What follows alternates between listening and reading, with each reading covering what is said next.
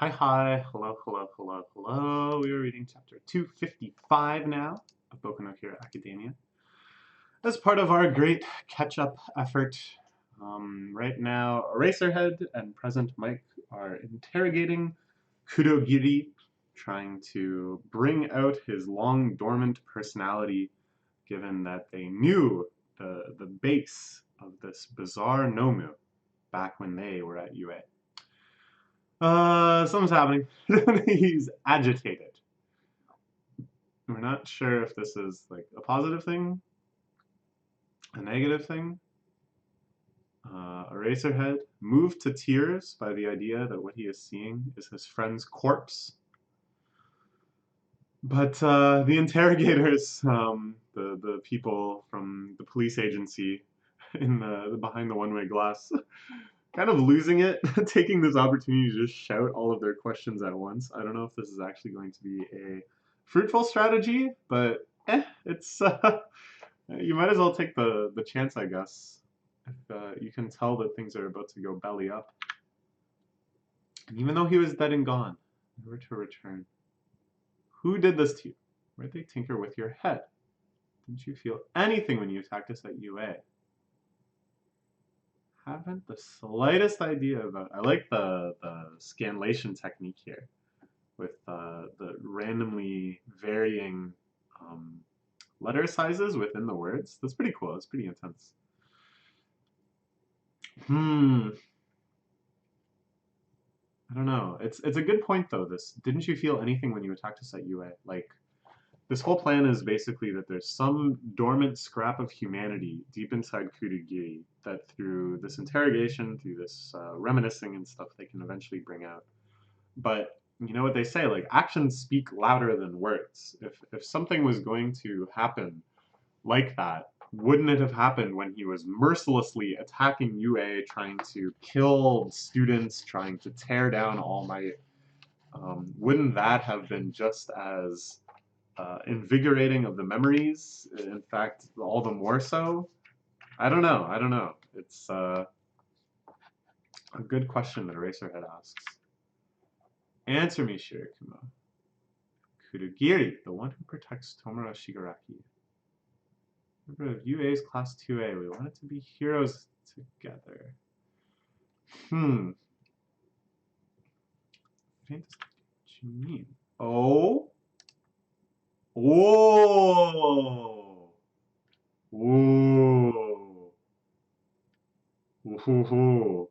This is a really well done effect. It reminds me of the kind of hyper detailed, hyper creepy drawings that we often see of Shigaraki like close up. We're getting a similar moment, a bearing of the soul, so to speak, either in personality or in a much literal sense, more literal sense here, as the black fog for just a second fades away and they can see the face of their friend.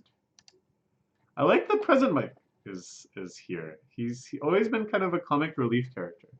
Never someone that we thought would have this kind of emotional backstory, this emotional arc to him. But I think it really like, I don't know, it offers kind of a, not so much comedic relief, but like an anti-comedic relief juxtaposition, if this makes sense.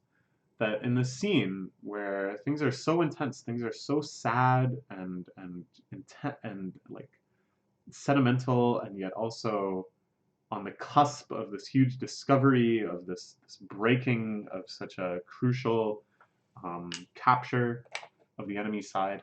It's like there should be nothing to break the serious tone of these chapters. And reinforcing that is the fact that one of the series' most wacky, over-the-top characters is here, but really can't do anything to alleviate the tension. He makes this goofy face, you know, is what I'm trying to say. He makes this goofy face, but it's to no end. We're not laughing.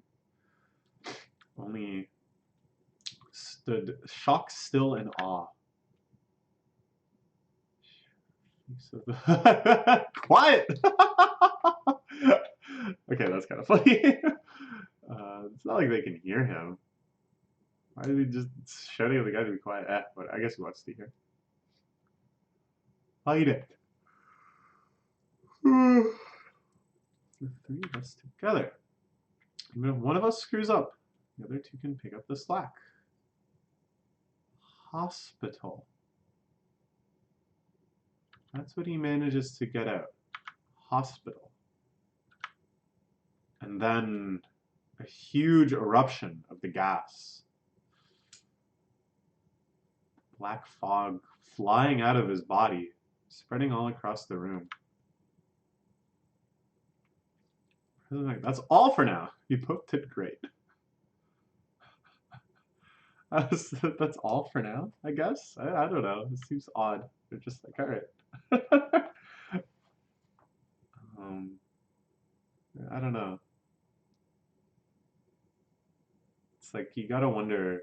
Their plan for bringing in Eraserhead and Prison Mike makes a lot of sense, and it had the desired effect. But there's kind of two completely different social situations happening. One is this extremely emotional, tearful even, reuniting between former friends. The depth of loss that Eraserhead has to confront here. But then at the exact same time, it's an interrogation. They're trying to do something very practical, functional, and crucial to this investigation, just trying to get information out of this person. So is this a success on both fronts? Is this a loss on both fronts? All they achieved was this word hospital and that all too brief recognition of their friend. So what? They're just dried out. Racerhead, of course, not one to admit that he's crying. He said hospital. I feel like we came close to more specific intel. Sorry to have wasted your time. I don't know. I think that's something. Hospital. Shut down like he short-circuited or something. Felt like real progress.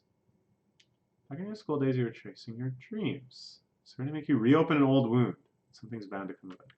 Gran Torino, good acknowledgement. I'm glad that he acknowledges that the other social aspect of it, as I was talking about, is extremely painful.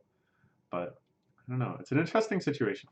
Kurogiri, at first, I think written as kind of a character of convenience. They needed some way to get the villains into these situations. Otherwise, it's very hard to write that sort of plot. It really reinforced the fact that this was like kind of a transcendental threat, that all of the security systems of UA were irrelevant because they have this guy that can warp. So it's not just like lazy writing, I'm trying to say, but it's like writing to make like a specific point. You develop this character. And then as the kind of social dynamics of the League of Villains were expanded, you realize that this guy was a lot more mature than most of them, a lot more kind of put together and responsible. But we never really saw too much of his character because he had that reservation. So now to have this backstory, which both kind of explains some aspects of his character, but leaves many things all the more mysterious. We know now that it's not just some guy with these powers, but that it's the corpse of Eraserhead's friend, loaded up with other quirks and brainwashed, question mark, or reprogrammed in some way, or perhaps just living out the inherent programming of all Nomu. I don't know. But yeah, I just think it's interesting the way this character is developed across the series. From the start, where I hesitated to even consider him a character, more just kind of like a plot element, to now where he's this linchpin of so many different mysteries and an emotional linchpin too for Eraserhead, a fairly major character. It's interesting how they wrote it. The Nomu, what did they really? Why would he make those things?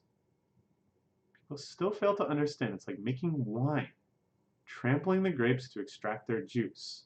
I merely wanted to keep enjoying those delightful flavors. The Nomu as a concept too, I first thought of as just sort of a plot element of convenience. They made good enemies because you really didn't have to write a personality or a backstory. You didn't have to feel bad about them getting the tar beaten out of them all the time. And they could have any permutation of quirks that suit the situation. It also provided kind of this great achievement when they bust up the Nomu production facility, when they uncover more mysteries about how they were made. But where I thought that they would just kind of like cut it where they would end with like, well, this is what an Omu is. The enemy can make them. We're gonna have to fight them occasionally. That's just how it is. They've instead doubled down on the mystery. They've instead doubled down on the potential significance of the existence of these things in the first place. That's quite intriguing writing to me, and I think it's something that really benefits a shonen series because it's not like you actually had to have all that stuff set up at the start. In fact, it almost feels like more profound, more enticing if you don't have it set up at the start, and instead you take what all indications seemed like just sort of a simple plot element because you wrote it thinking that it was going to be a simple plot element, and then you quite naturally expand it just using those small spaces that you left yourself. That I think is a good way to write these long, long running series. Anyways, who knows? But we won't stand for any more sacrifices, okay? By the way, I also think this interjection, it's happened twice now, where they suddenly cut to All for One, still super confined, still in a pretty horrible state, making some sort of commentary. And it's ambiguous whether this is like a statement they had gotten from him before, Gran Torino and the interrogators and stuff, or if this is just a cut to him somehow observing and reflecting on these situations, or if this is more of like a metaphysical thing, just showing a representation of his thoughts. This one, it feels much more obvious because they expanded it a little bit. Like Gran Torino is thinking back to these words. So this is something that he said to Gran Torino. But tellingly, Gran Torino does not repeat to Eraserhead. Whether this is because he thinks it's just kind of nonsense, or whether he thinks that Eraserhead would be hurt by the comparison to his friend as just grapes to be crushed. Anyways, it's beyond the actual like diegetic function of it, like beyond what it's actually representing in the story. I think just in terms of like the paneling and the pacing and the tone of this arc, it adds a really cool effect. That suddenly you just get this horrific panel of this eyeless, noseless man talking so ominously about trampling the quirk out of people. I'm just hoping for more progress. In case we better send up the chain. Hospital. It doesn't give us much on its own. Oh, disturbance over at Wakagumo Hospital. Requiring rescue. What? Is this a huge coincidence? Is this something where someone deep undercover, some spy for the League of Villains, overhears that they heard the word hospital and was like, oh geez, we gotta go clean up the evidence, question mark, at the hospital? But that seems like a dumb plan because all they know is hospital. There's like thousands of hospitals they would have to check. So why go make a disturbance at the correct one? I don't know. Meanwhile, oh, I see. Okay, so the Hawks is hanging out with the other Liberation Army people. Hospital. The pieces are in place. What does Hawks know? How many layers of double agent is Hawks? Because if he knew about this hospital thing, why didn't he just tell the police? Unless he's decided that there are leaks within the police, or he's decided that he alone knows how to properly handle this situation. What's going on? Sense of self still fully intact. Oh, what in the world is happening?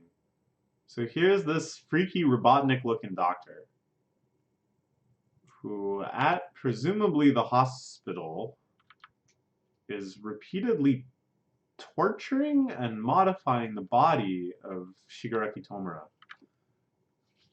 And we already saw that Tomura had some sort of awakening where his quirk stopped being just the things he was touching and now is like anything touching something he's touching, he can cause this huge chain reaction of disintegration. And I guess they're trying to push that even further? Or maybe it's more of like a psychological thing they're trying to awaken in him. But I'm surprised by this because it kind of seemed like he was all good. He was now leading up the Liberation Army. He had gained tons and tons and tons of support, both in terms of manpower, in terms of capital, in terms of connections. It seemed like he was already poised to make the next statement, to make the next attack. But now he needs this, even. The experiments are still continuing. The battle to awaken him as the true successor for All for One, I guess, hasn't yet come to pass. Huh. Strange. Strange and very disturbing. I hope there's not too much more of this intense focus on his torture, because it's quite unpleasant. Okay, let's plunge ahead with the next chapter. We're still quite away from getting caught up, so I'm sure some of these mysteries will be revealed by the time I'm reading what the rest of the world is reading. So let's check it out. Bye-bye for now.